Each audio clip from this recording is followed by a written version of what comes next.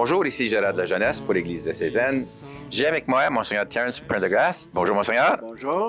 Évêque émérite de... Ottawa-Cornwall. Et présentement évêque en service pour... Hearst Mousseline, administrateur apostolique. C'est la troisième fois que je suis administrateur apostolique. Nouvelle-Écosse, Ontario et Ontario du Nord. Administrateur apostolique. Est-ce qu'on prend un instant? Qu'est-ce que c'est ça?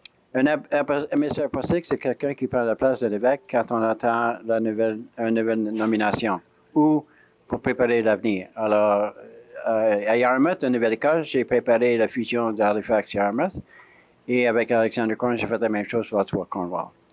Ici, c'est déjà fusionné. Alors, j'ai rien à faire comme ça. C'est seulement garder la cathèdre de l'évêque chauffée pour le nouvel évêque quand il arrive. Alors, je voyage partout dans le nord, de Cochrane, Gogama, Chapleau, jusqu'à Geraldton et Long Lac. Et après ça, le train de Polar Bear Express jusqu'à Mousseline et les autres paroisses, les autres communautés sur la baie James et la baie d'Hudson. Alors, c'est beaucoup, mais j'aime ça. Alors, dans le temps que vous étiez archevêque d'Ottawa, puis ensuite éventuellement Ottawa-Cornwall, vous aviez un tweet. Qu'est-ce qui a motivé ça? Bien, je voyais des gens qui regardaient des blogs. Mais j'ai dit, ben, tu peux faire un blog, mon cher, pourquoi pas? Alors, j'ai commencé. C'était le titre que j'avais choisi, c'est Journey of a Bishop, le parcours d'un évêque. Et mon nom, c'était Archbishop Terry, un raccourcissement de mon nom, Terence. Et les francophones disaient, mais... Et nous, alors? Nous sommes des francophones, vous êtes des... Oui, non, on est des brebis de vous. Alors, j'ai fait un effort pour faire en sorte qu'il y avait toujours quelque chose en anglais, quelque chose en français. Des jours, j'ai commencé en français, terminé en anglais, etc. Alors, après ce temps, je peut-être 3 ou 4 ans, ça prend trop de temps pour moi. Une demi-heure chaque soir, puis je ne veux pas dire que j'étais tanné, mais c'était difficile à régler toutes les autres choses. Parce que si on met une demi-heure pour ça, une demi-heure pour ne pas prier, pour ne pas faire autre chose. Alors, j'ai décidé, quand j'ai appris de Twitter, j'ai dit, bien, c'est plus simple. Alors, je m'en allais pour des confirmations à Alexandria ou à Ottawa ou dans la banlieue, dans la campagne.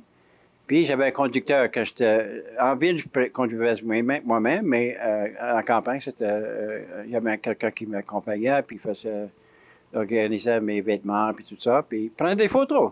Alors, en rentrant, moi, je faisais des tweets. Cinquantaine de jeunes ici dans la paroisse avec une photo, quelquefois avec des parents, les enfants, ou avec les parrains marraines. Puis tout le monde aimait ça. Alors, j'avais noté que les gens retweetaient ça. Quand on voit un tweet, on peut l'envoyer à une autre personne. Alors, c'était une manière. Alors, j'ai aussi découvert Instagram. Ça peut écrire beaucoup plus là-dessus. Puis il y a des personnes qui partagent ça. Alors, j'ai fait les deux. Et je trouve que ça joint beaucoup de personnes parce qu'il y a des choses que personne ne fait attention à une certaine photo, mais avec d'autres, il l'envoie à une centaine de personnes. Puis, chaque semaine, je reçois des indications qu'il y a d'autres personnes qui sont jointes à moi. Alors, j'ai presque 5000 personnes qui me suivent chaque jour. C'est 4700, quelque chose comme ça. Puis, moi, je suis une centaine de personnes. Je n'ai pas le temps de lire tout. Alors, quand je suis retourné de Halifax hier, je suis allé pour des funérailles d'un prêtre que j'avais ordonné.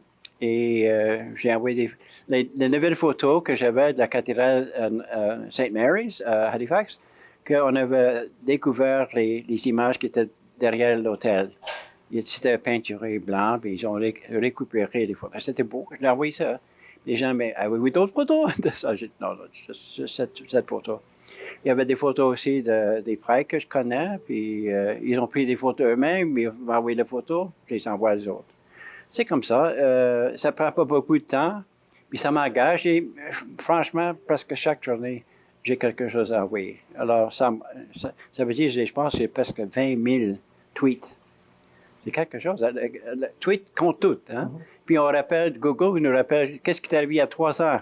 Oui. Je peux l'envoyer encore. Alors, c'est comme ça.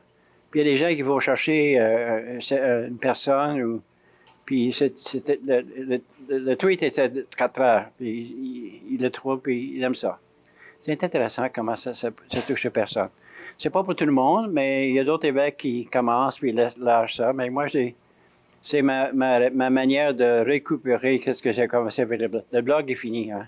C'est dans une archive qui est là. On peut toujours trouver ce que j'avais écrit, mais je n'écris pas. Alors, pour le moment, je fais ce que je veux. Alors, on a pris une photo il y a quelques instants. Voilà, oui, sur Twitter aujourd'hui, en disant que je suis venu ici pour les prêtres, réunion des prêtres francophones de l'Ontario. Alors, c'est beau.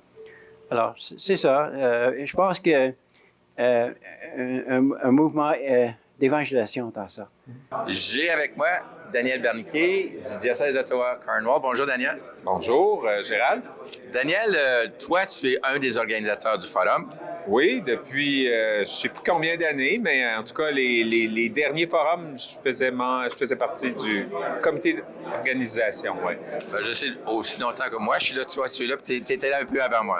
Peut-être, oui. Alors, mais c'est toujours agréable de préparer le forum, de penser qu'on va rassembler les prêtres francophones d'Ontario pour une journée ou deux où on va se retrouver, parce que c'est beaucoup ça, le forum, non? C'est beaucoup de se retrouver, de parler ensemble, de partager des choses, partager nos joies et nos peines. Puis au-delà du fait que, bien sûr, qu'il y a des fois, on a eu des années où on a des gens qui ont essayé de nous accompagner, nous aider. C'est de la formation, mais c'est toujours bon, en tout cas, de se retrouver et de passer du temps ensemble. Daniel, cette année, ça a été différent parce que l'année passée, on aurait dû se rencontrer, on n'a pas pu.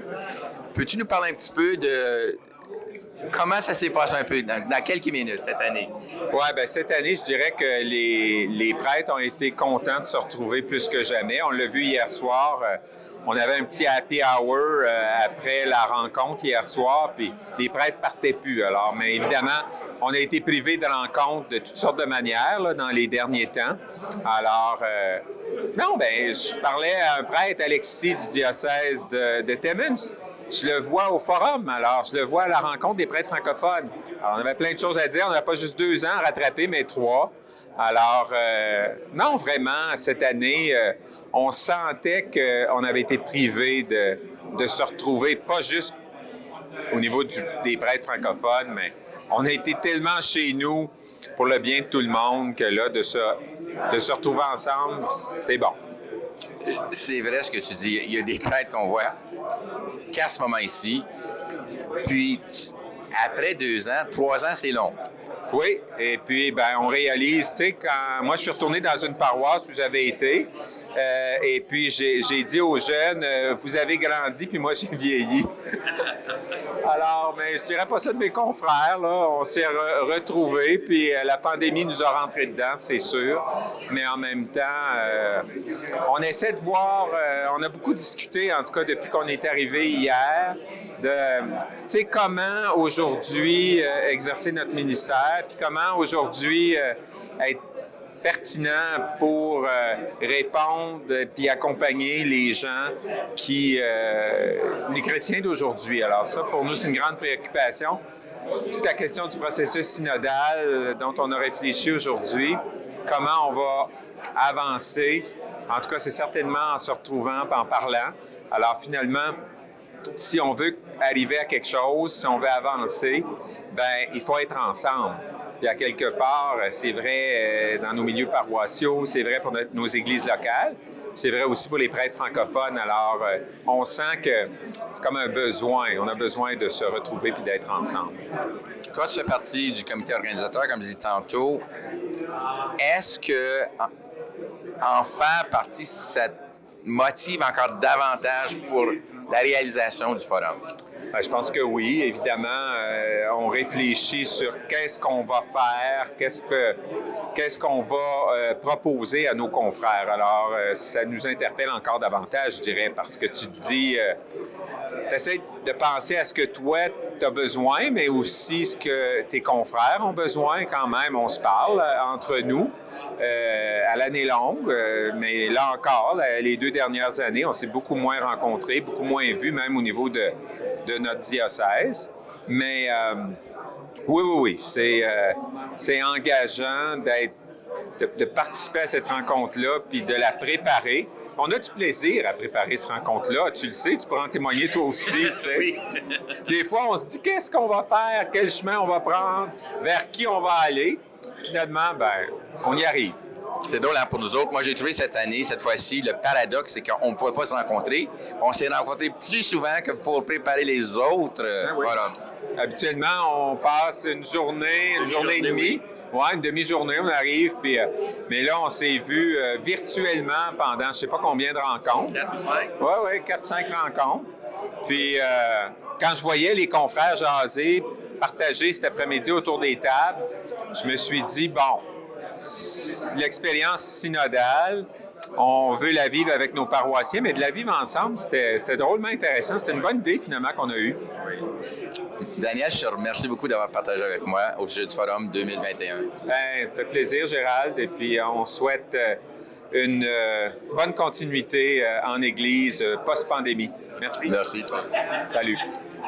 Merci. J'ai demandé à Gérald s'il y avait un sujet en particulier, puis il m'a dit non, c'est juste pour te présenter, pour que les gars ici puissent te connaître ou me connaître. Alors, je vous raconte un peu mon parcours. Ça me fait penser, parce que j'ai commencé mon grand séminaire à l'âge de 25 et j'ai été transféré ici à l'âge de 50. Alors, c'est 2 périodes de 25 ans.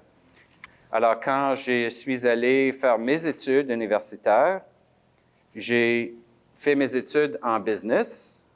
C'est le monde des affaires qui m'intéressait, mais commerce international, avec une finance aussi, ça c'est les chiffres, mais commerce international, l'aspect de ça qui m'intéressait le plus. Ma spécialité, c'était comment bâtir des équipes interculturelles. Parce que même si tous les gens dans une équipe parlent français, ça ne veut pas dire qu'on parle tous la même langue. Il y a des nuances, il y a des perspectives, il y a des interprétations qui sont différentes. Et donc, comment aider les gens à travailler ensemble dans une équipe multiculturelle. Et quand j'ai fini mes études en 92, j'ai été engagé par une grande firme internationale, Ericsson. C'est un firme leur produit à l'époque le plus important, c'était des téléphones cellulaires. Et plus que les téléphones, c'était tout le réseau qui faisait fonctionner le système des téléphones cellulaires. Ils étaient des numéros 1 dans le monde à l'époque avec tout ça. À Montréal, on avait une division qui faisait, imagine ça, des logiciels pour faire fonctionner tout ça. Alors, j'avais l'aspect logiciel, technologie, mais aussi Ericsson, c'était des gens de partout dans le monde qui travaillaient ensemble dans des équipes multiculturelles. Alors, à l'âge de 24, j'étais très chanceux. J'étais nommé gérant d'un groupe international pour la vérification des logiciels pour notre produit. Mon travail, c'était de coordonner les efforts de vérification, de testing qui se faisaient en Suède, Irlande, Montréal, Texas, Mexico, Australie et Malaisie. Parce que comme ça, on pouvait faire du testing 24 heures par jour sans payer un cent de temps supplémentaire, sans demander aux gens de venir travailler à 4 heures du matin. Et j'étais très heureux dans ce travail, parce qu'on commençait à avoir un réseau international pour transférer les résultats des tests d'un pays à l'autre. On utilisait une nouvelle technologie peu connue à l'époque qui s'appelle Internet. Vous avez peut-être entendu parler de ça. Alors, j'étais là au début de la révolution technologique avec Internet et tout. Et donc, quand tout le World Wide Web a commencé et les compagnies commençaient à créer des pages sur Internet, des sites web, le CECC, la Conférence épiscopale, voulait aussi avoir une page. Ils trouvaient ça intéressant. Ils ne savaient pas trop quoi faire avec, mais ils trouvaient ça intéressant. Alors, j'étais le premier webmestre pour la CECC. Je n'étais pas séminariste, je travaillais pour une compagnie, mais Mes parents, quand j'étais à l'université, mes parents avaient redéménagé à Ottawa, mais moi, je suis resté à Montréal pour mon travail, etc. Juste pour dire, il y a beaucoup de gens qui pensent que je suis un gars d'Ottawa parce que ma famille habite à Ottawa. Mais moi, je suis né à Montréal, grandi, études et tout à Montréal. Et quand la famille est partie, moi, je suis resté. Alors, j'avais un peu réussi, d'une certaine manière, ma carrière, au moins la première partie, parce que quand on commence notre carrière, comme vous savez, on ne commence jamais avec le job qu'on veut. On commence avec un autre, puis il faut manœuvrer un peu pour avoir le poste qu'on cherche vraiment. Mais à l'âge de 24, j'avais le poste. Et donc, bien sûr, j'ai quitté tout ça pour commencer mes études pour devenir prêtre. Et souvent, je reçois la question des gens, « Pourquoi est-ce que vous avez fait ça? » Et voilà. Et ma réponse, c'est l'avantage d'avoir ça à l'âge de 24, c'est que je voyais quelle serait ma vie. Ça aurait l'air de quoi? Ça aurait été toujours plus, mais plus de la même chose. Plus d'argent, plus d'autorité, plus de possibilité de voyager, mais toujours plus de la même chose. Et c'était vraiment une grâce. J'ai vu que ça ne serait jamais assez. Ce n'était pas ça. Je n'étais pas appelé à faire ça. Je l'aimais, mais c'était un job. Ce n'était pas ma vocation. La réalisation que j'ai eue, c'est que je n'avais jamais étudié d'une manière critique le contenu de la foi. Je pratiquais la foi catholique, mais je ne savais pas précisément pourquoi. Je savais qu'il y avait beaucoup d'autres religions dans le monde. Alors, est-ce que le catholicisme est vraiment vrai ou est-ce que c'est un autre? Je ne doutais pas le contenu de la foi, mais je ne l'avais jamais examiné. Alors, sans cesser la pratique religieuse, j'ai commencé à étudier tout le reste et je l'ai questionné beaucoup. Est-ce que Dieu existe? Est-ce que Jésus est vraiment Fils de Dieu? Etc. Et tous ces éléments. Et c'était une période d'à peu près 2-3 ans de questionnement avec beaucoup de lectures. Heureusement, j'avais accès à Internet, à mon travail. Donc, si je voulais lire les encycliques ou les documents de Vatican II ou le reste, bon, en 92, la seule manière, c'était aller dans une bibliothèque spécialisée pour le chercher ou une librairie spécialisée. Mais moi, je pouvais juste taper sur mon ordinateur et l'avoir. Donc, j'avais cet avantage de regarder tout ça, l'étudier. Et bon, j'ai fait, bien sûr, un 360 degrés. Mais je dis aux gens, avant de vivre cette expérience, je croyais parce que j'étais catholique. C'est l'identité qui m'avait été donnée et c'est ça ce que je croyais. Je croyais parce que j'étais catholique. Après cette expérience, j'étais catholique parce que je croyais. Vous voyez la différence? Je suis revenu au point de départ, mais c'est moi qui étais différent. Toi, tu as assisté à tous les forums, n'est-ce pas? Oui, à 8, de tous les 8 forums, moi, j'aimais ça. Ouais. Toi, tu viens de quel diocèse? Moi, je suis de Hearst. Maintenant, c'est Hearst-Moosonee. Et originaire de Kapuskasing. J'ai été à plusieurs paroisses dans le diocèse de Hearst.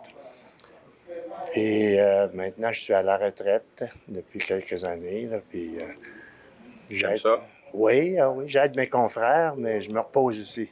C'est bon.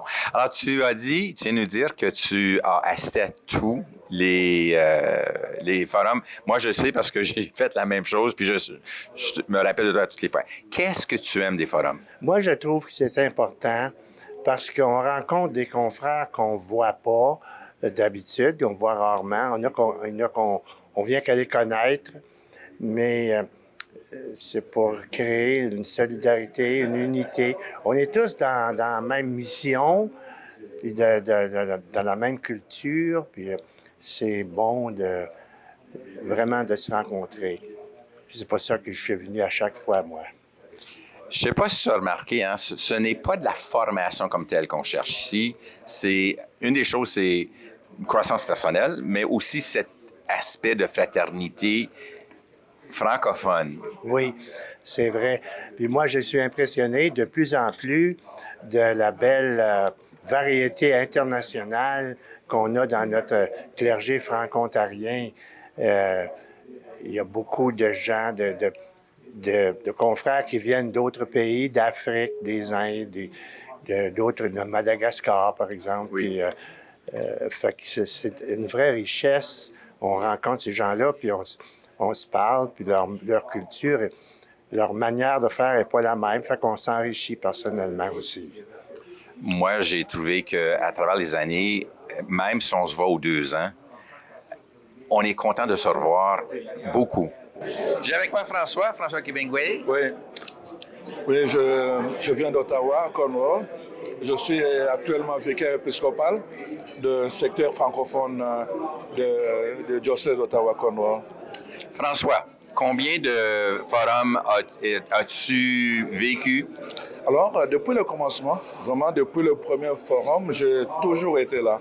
Donc, je me rappelle encore au premier forum, on demandait un peu le niveau d'études de chaque prêtre. Et puis, non, j'étais là juste aujourd'hui. Pour moi, c'est très, très important, d'abord comme prêtre, mais aussi comme prêtre immigré, de vivre cette fraternité et puis en même temps aussi de comprendre la culture d'ici pour mieux me donner comme don pour l'Église d'Ottawa-Cornwall. Voilà. Alors, tu as fait les 8. As-tu vu une progression? Oui, je pense naturellement il y a une progression. Je pense qu'on est parti d'abord dès le départ sur cette base de données pour comprendre un peu la réalité du presbytérium francophone dans l'Ontario. Et deuxièmement, on a commencé à aborder certaines questions d'actualité comme la question de l'éthique avec Monseigneur Simard. Et puis la question de l'évangélisation qui est d'actualité. Et là, la question de la synodalité qui est encore d'actualité. Moi, je pense qu'il y a une progression. Est-ce que toi, quand tu pars d'ici, tu es satisfait de ce qui se passe? Oui, la raison pour laquelle je reviens toujours, c'est parce que vraiment je suis satisfait. Je reviendrai encore. Dans mon rapport, je veux le dire. Vraiment que j'encourage qu'on continue ce genre de rencontres entre prêtres. Vraiment, je pense que c'est un lieu d'expression, de réflexion, de partage, mais vraiment de façon un peu, je vais dire, enrichie parce que ça vient de différents diocèses. Voilà. Dans les conversations qu'on a, puis on a un petit groupe cette fois-ci, plus que d'autres moments, il y en a où il y en a des pareils, mais cette fois-ci, c'est vraiment des échanges de ce qu'on vit plus intérieurement, je trouve, cette année. Toi, est-ce que tu dis pareil? Alors oui, évidemment, dans notre diocèse, c'est moi je suis parmi les gens qui pilotent le projet, le processus de synodalité. Alors donc, on vit ça au diocèse. J'ai vécu ça ici de façon vraiment intense. Quand j'entends les confrères partager un peu de façon personnelle, je saisis mieux parce que je suis je suis à un niveau où on prend beaucoup de décisions, non seulement sur l'Église, mais aussi sur le personnel qui sont les prêtres. Alors je saisis bien vraiment la sensibilité qui habite vraiment les prêtres, particulièrement de notre diocèse d'Ottawa-Cornwall. François, j'apprécie beaucoup le temps que tu m'as accordé pour notre émission diocésaine. Moi, je voulais vraiment vous remercier pour votre accueil. Je vous dis, depuis la première année, je peux vous dire que quand je viens, je vous vois, on dirait déjà que c'est 80% d'assurance. Tu sais, je n'ai pas toujours été impliqué dans l'organisation, mais moi, le premier forum m'a beaucoup marqué. J'étais tellement content. J'en connaissais des prêtres, mais j'en ai connu à ce moment-là pour la première fois. J'aime toujours les revoir. Voilà, moi aussi, vraiment, je serai là au prochain forum. Merci, François. Je vous en prie. Je m'appelle Laura Hughes. Je suis directrice de l'OPECO depuis déjà 6 ans. Donc, l'OPECO, pour ceux qui ne connaissent pas, et même pour ceux qui connaissent, vous écouterez quand même, c'est l'Office provincial de l'éducation catholique de l'Ontario. Donc, l'OPECO, c'est pour ça qu'on a un acronyme, c'est le bras éducatif de l'Assemblée des évêques catholiques de l'Ontario, francophone. Il existe une autre organisation qui s'occupe de tout ce qui est anglais. Et à l'origine, le mandat de l'OPECO, c'était de s'occuper de l'éducation de la foi des enfants dans les écoles catholiques privées et des adultes dans les diocèses et les paroisses. Donc, l'OPECO a un double mandat, scolaire et diocésain. Un des programmes que je suis en train de créer et que la plupart de vous auront entendu parler, ça devait être prêt en ce moment. On a eu des hicks à cause de la COVID, mais c'est la préparation au sacrement du pardon et au sacrement de l'Eucharistie. Ça achève, messieurs, rendu à l'automne, ça se lance. On est en train de médiatiser les 5 étapes du sacrement du pardon maintenant. Il m'a fait plaisir de partager avec vous, avec les prêtres qui ont accepté de me parler au sujet du Forum 2022. C'était notre 8e. Moi, je suis impliqué dans le comité organisateur depuis 4 forums déjà. Je suis convaincu, j'aimerais beaucoup que tous les prêtres francophones viennent. Ça a vraiment bâti une fraternité, ça nous permet de comprendre ce que les autres vivent, puis à la lumière de ce que nous vivons nous autres aussi, voir que nous ne sommes pas seuls, qu'on travaille tous pour le Christ, on veut que l'Esprit nous anime, on veut que l'Église grandisse, donne le message de l'amour de Jésus à son peuple. Et c'est pour ça que je suis content de partager ça avec vous. Au nom de l'Église diocésaine, je vous dis bonjour, à la prochaine. Mais pour cela, ne faut-il pas tant de foi apprendre encore à être vrai, apprendre à se connaître, être avant de paraître.